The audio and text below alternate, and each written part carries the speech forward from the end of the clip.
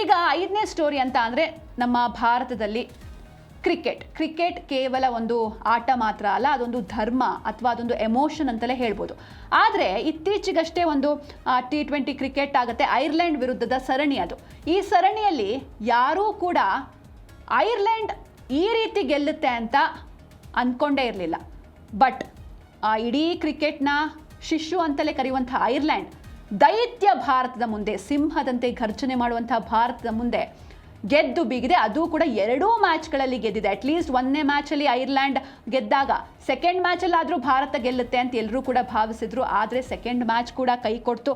ಆದರೆ ಈ ರೀತಿ ನಮ್ಮ ಹೆಮ್ಮೆಯ ಸಿಂಹಗಳು ಐರ್ಲೆಂಡ್, ಕ್ರಿಕೆಟ್ನ ಶಿಶು ಐರ್ಲೆಂಡ್ನ ಮುಂದೆ ಬೆಕ್ಕಿನಂತೆ ನಲುಗಿ ಹೋಗಿವೆ. ಇದು ಕೇವಲ ಸೋಲಲ್ಲ, ಕೋಟ್ಯಾಂತರ ಕ್ರಿಕೆಟ್ ಅಭಿಮಾನಿಗಳ ಎದೆಯ ಮೇಲೆ ಎಳೆದಂಥ ಚಾಟಿ ಏಟು. ಒಂದು ಕಡೆ ಮ್ಯಾನೇಜ್ಮೆಂಟ್ನ ಫೇಲ್ಯೂರ್, ಯಾಕಂದರೆ ಅಹಂಕಾರದಲ್ಲಿ ಮೆರಿತಾ ಇದೆ ಮ್ಯಾನೇಜ್ಮೆಂಟ್. ಒಂದು ಪ್ಲೇಯರ್ಸ್ನ ಸೆಲೆಕ್ಷನ್ ಮಾಡಬೇಕಾದ್ರೂ ಸಾಕಷ್ಟು ಪಾರ್ಶಿಯಾಲಿಟಿ.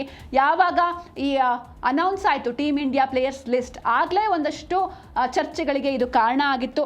ಹಾಗೆ ಯುವ ಪ್ರತಿಭೆಗಳ ರೆಕ್ಕೆಯನ್ನು ಕತ್ತರಿಸ್ತಾ ಇರುವಂಥ ಹೆಡ್ ಕೋಚ್, ಇವರೆಲ್ಲರ ವಿರುದ್ಧ ಅಭಿಮಾನಿಗಳು ತಮ್ಮ ಆಕ್ರೋಶವನ್ನು ಹೊರಹಾಕ್ತಿದ್ದಾರೆ. ಹಾಗೆ IPLನಲ್ಲಿ ಸತತ 2ನೇ ಬಾರಿಗೆ ಚಾಂಪಿಯನ್ ಆಗಿರುವಂಥ ನಮ್ಮ ಹೆಮ್ಮೆಯ RCB ತಂಡಕ್ಕೆ ಒಂದು ದೊಡ್ಡ ದ್ರೋಹವನ್ನು ಬಗೆದಿರುವಂಥದ್ದು. ಇದೆಲ್ಲವೂ ಕೂಡ ಈಗ ಸೋತಾದ್ಮೇಲೆ, ಐರ್ಲೆಂಡ್ ವಿರುದ್ಧ ಯಾವಾಗ ಟೀಮ್ ಇಂಡಿಯಾ ಸೋಲ್ತು, ಎಲ್ಲವೂ ಕೂಡ ಚರ್ಚೆಗೆ ಬರ್ತಾ ಇದೆ. ಅಭಿಮಾನಿಗಳು ಆಕ್ರೋಶವನ್ನು ಹೊರಹಾಕ್ತಾ ಇದ್ದಾರೆ. ಇದೆಲ್ಲದರ ಕಂಪ್ಲೀಟ್ ರಿಪೋರ್ಟ್ನ ನೋಡ್ತಾ ಹೋಗೋಣ. ಐರ್ಲೆಂಡ್ ಎದುರು ನಮ್ಮ ಟೀಮ್ ಇಂಡಿಯಾ ಮಣ್ಣು ಮುಕ್ಕಿ ಹೋಗಿದೆ. ಯಾವ ಕಾರಣಕ್ಕೆ? ಕ್ರಿಕೆಟ್ ಶಿಶು ಅಂತಲೇ ಐರ್ಲೆಂಡ್ನ ಕರೆಯಲಾಗುತ್ತೆ. ಏನೋ ಒಂದು ದೊಡ್ಡ ಬಲಿಷ್ಠ ತಂಡ ಅಲ್ಲ ಅದು. ಆ್ಯಂಡ್ ಯಾರು ಕೂಡ ಊಹೆನೂ ಮಾಡಿರಲಿಲ್ಲ ಐರ್ಲೆಂಡ್ ವಿರುದ್ಧ ಈ ರೀತಿ ಸೋಲ್ತೀವಿ, ಭಾರತ ಸೋಲುತ್ತೆ ಅಂತ. ಕ್ರಿಕೆಟ್ ಶಿಶು ಐರ್ಲೆಂಡ್ ಎದುರು 2-0 ಅಂತರದ ಹೀನಾಯ ಸರಣಿ ಸೋಲನ್ನು ಭಾರತ ಕಂಡಿದೆ. ವಿಶ್ವ ಚಾಂಪಿಯನ್ನರ ಅಹಂಕಾರಕ್ಕೆ ಐರ್ಲೆಂಡ್ ಮಣ್ಣು ಮುಗಿಸಿದೆ. IPLನಲ್ಲಿ ಕೋಟಿ ಲೂಟಿ ಮಾಡುವಂತಹ ಸ್ಟಾರ್ಗಳಿಗೆ ದೇಶದ ಮಾನವನ್ನ ಉಳಿಸೋದಕ್ಕೆ ಸಾಧ್ಯವಾಗಲಿಲ್ವಾ ಎನ್ನುವಂಥ ಪ್ರಶ್ನೆಗಳು ಅಭಿಮಾನಿಗಳಲ್ಲಿ ಮೂಡ್ತಾ ಇದೆ. ಇದು ಟೀಮ್ ಇಂಡಿಯಾನ, ನಾವು ಈ ಹಿಂದೆ ನೋಡಿದಂಥ ಟೀಮ್ ಇಂಡಿಯಾನ ಇದು, ಅಥವಾ ಕೇವಲ ಒಂದು ಅಡ್ವರ್ಟೈಸ್ಮೆಂಟ್ ತಂಡನ ಅಂತ ಅಭಿಮಾನಿಗಳು ತಮ್ಮ ಆಕ್ರೋಶವನ್ನು ಹೊರಹಾಕ್ತಿದ್ದಾರೆ. ಹಾಗೆ ಸತತ ಸೋಲುಗಳಿಂದ ನಾಯಕ ಶ್ರೇಯಸ್ ಅಯ್ಯರ್ ಕೂಡ ಕಂಗೆಟ್ಟು ಹೋಗಿದ್ದಾರೆ. ಅಂದರೆ ಯಾವಾಗ ಆ ಟೀಮ್ನ ಅನೌನ್ಸ್ ಮಾಡಿದ್ರು ಆಗಲೇ ಒಂದಷ್ಟು ಭಿನ್ನಾಭಿಪ್ರಾಯಗಳು ಮೂಡಿತು. ಮೊದಲನೇದಾಗಿ ಸೂರ್ಯಕುಮಾರ್ ಯಾದವ್ ಅವ್ರನ್ನ ಕೈ ಬಿಟ್ಟಿದ್ದು. ಈ ಹಿಂದೆ ಅವರಿಂದಾನೇ ನಮಗೆ ಕಪ್ ಬಂದಿತ್ತು, ಬಟ್ ಸ್ಟಿಲ್ ಅವರನ್ನು ಆಯ್ಕೆ ಮಾಡಿರಲಿಲ್ಲ. ಅದಕ್ಕೆ ಒಂದಷ್ಟು ಕಾರಣಗಳನ್ನು ಕೂಡ ನೀಡಿದ್ರು ಆಯ್ಕೆ ಸಮಿತಿ. ಆದರೆ ಇವತ್ತು ಸೋತು ಸುಣ್ಣ ಆದ ಬಳಿಕ ಅಭಿಮಾನಿಗಳ ಆಕ್ರೋಶದ ಕಟ್ಟೆ ಒಡೆದು ನಿಂತಿದೆ. ನಾಯಕನಿಗೆ ಗೇಟ್ ಪಾಸ್ ನೀಡಲಾಗಿತ್ತು, ಆಯ್ಕೆ ಸಮಿತಿ ದ್ರೋಹ ಮಾಡ್ತಾ ಎನ್ನುವಂಥ ಪ್ರಶ್ನೆಗಳು ಮೂಡ್ತಾ ಇದೆ. T20 ವಿಶ್ವಕಪ್ ಗೆಲ್ಲಿಸಿದ ನಾಯಕ ಸೂರ್ಯಕುಮಾರ್ ಯಾದವ್ನನ್ನ ಕೈ ಬಿಟ್ಟಿದ್ಯಾಕೆ ಎನ್ನುವಂಥ ಪ್ರಶ್ನೆ. ಆಗಲೂ ಕೂಡ ಈ ಪ್ರಶ್ನೆಯನ್ನು ಕೇಳಿದ್ರು ಎಲ್ಲರೂ, ಈಗಲೂ ಕೂಡ ಅದೇ ಪ್ರಶ್ನೆಯನ್ನು ಕೇಳ್ತಾ ಇದ್ದಾರೆ. ಜೊತೆಗೆ ರೋಹಿತ್ ಶರ್ಮಾ, ವಿರಾಟ್ ಕೊಹ್ಲಿ ಅಂತಹ ಲೆಜೆಂಡ್ಗಳ ನಿವೃತ್ತಿಗೆ ಒತ್ತಾಯ ಮಾಡಿದವರು ಯಾರು? ಯಾಕೆ ಅವರು ಟೀಮ್ನಲ್ಲಿದ್ದಿದ್ರೆ ಏನಾಗ್ತಾ ಇತ್ತು? ಯಾವ ಕಾರಣಕ್ಕೆ ಅವರಿಗೆ ಒತ್ತಾಯಿಸಿ ರಿಟೈರ್ಮೆಂಟ್ನ ನೀಡಿಸಿದ್ರು ಎನ್ನುವಂಥ ಪ್ರಶ್ನೆ ಮೂಡ್ತಾ ಇದೆ. ಜೊತೆಗೆ ಸರಣಿ ಶ್ರೇಷ್ಠ ಸಂಜು ಸ್ಯಾಮ್ಸನ್ಗೆ ಗೇಟ್ ಪಾಸ್ ನೀಡುವಂಥ ಹುನ್ನಾರ ನಡೀತಾ ಇದೆಯಾ? ಅವರನ್ನ ಸ್ಟಾರ್ಟಿಂಗಲ್ಲೇ ಹಾಕ್ತಾರೆ ಓಪನರ್ ಆಗಿ. ನಾವು ನೋಡಿದ್ವಿ ಫಸ್ಟ್ ಮ್ಯಾಚಲ್ಲಿ, ಐರ್ಲೆಂಡ್ ವಿರುದ್ಧದ ಫಸ್ಟ್ ಮ್ಯಾಚಲ್ಲಿ ಕೇವಲ 5 ರನ್ ಬಾರಿಸಿದ್ರು, ಸೆಕೆಂಡ್ ಮ್ಯಾಚಲ್ಲಿ ಡಕ್ಔಟ್ ಆದರು. ಅಂದರೆ ಎಲ್ಲೋ ಒಂದು ಕಡೆ ಅವ್ರಿಗೆ ಗೇಟ್ ಪಾಸ್ ನೀಡಬೇಕು ಅನ್ನುವಂಥ ಹುನ್ನಾರಗಳು ನಡೀತಾ ಇದೆಯಾ ಅನ್ನುವಂಥ ಪ್ರಶ್ನೆ. ಪದೇ ತಂಡ ಬದಲಾಗ್ತಾ ಇದೆ, ಒಂದು ಸ್ಥಿರತೆ ಇಲ್ಲ. ಹೀಗಾಗಿ ದಿಕ್ಕಿಲ್ಲದ ದೋಣಿಯಾಗಿ ಹೋಗಿದೆ ಟೀಮ್ ಇಂಡಿಯಾ. ಆಯ್ಕೆ ಸಮಿತಿಯ ತುಘಲಕ್ ನಿರ್ಧಾರಗಳಿಂದ ಭಾರತದ ಘನತೆ ಜಾಗತಿಕ ಮಟ್ಟದಲ್ಲಿ ಪಾತಾಳಕ್ಕೆ ಕುಸಿತಾ ಇದೆ. ಇದಕ್ಕೆ ಮ್ಯಾನೇಜ್ಮೆಂಟೇ ಕಾರಣ ಅನ್ನೋದು ಒಂದಷ್ಟು ಅಭಿಮಾನಿಗಳ ಆಕ್ರೋಶ.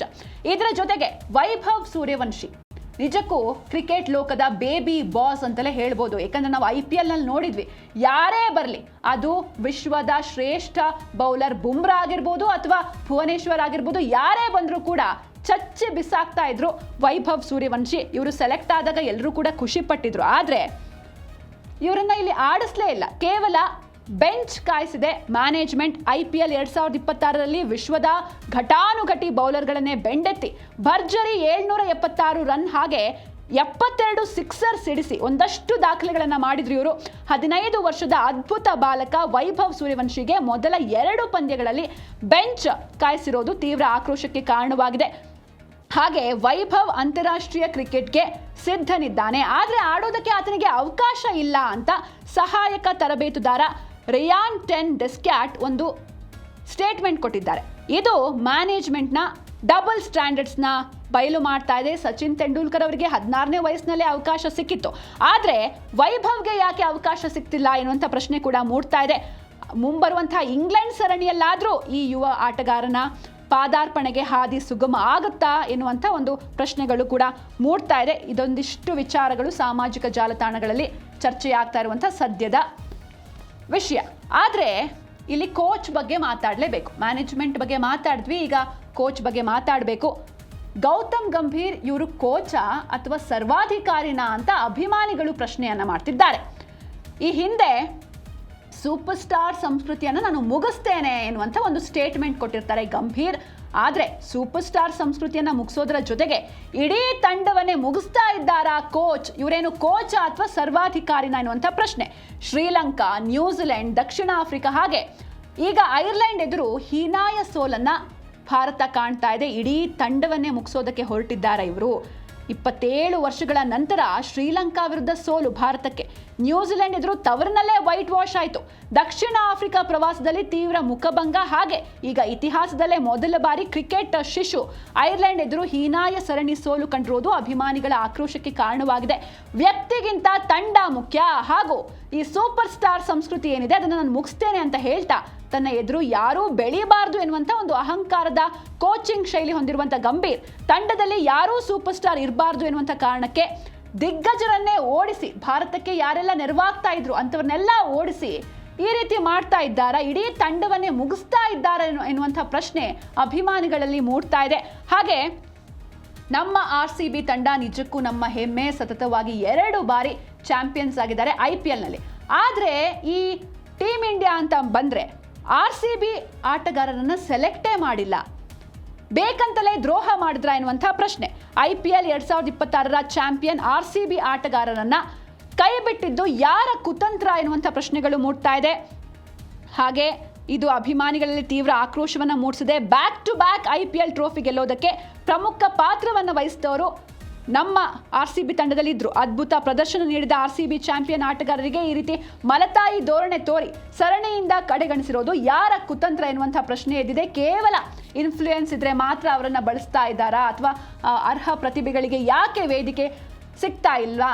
ಹಾಗೆ ವೈಯಕ್ತಿಕ ಗ್ರಡ್ಜಿಂದ ಅಥವಾ ಪಾರ್ಶಿಯಾಲಿಟಿಯಿಂದ ಇಡೀ ಒಂದು ತಂಡವನ್ನೇ ಜಾಗತಿಕ ಮಟ್ಟದಲ್ಲಿ ಈ ರೀತಿ ತಂಡದ ಘನತೆ ಹಾಳಾಗ್ತಾ ಇದೆ. ಇದಕ್ಕೆ ಯಾರು ಹೊಣೆ ಅನ್ನೋದು ಅಭಿಮಾನಿಗಳ ಪ್ರಶ್ನೆ.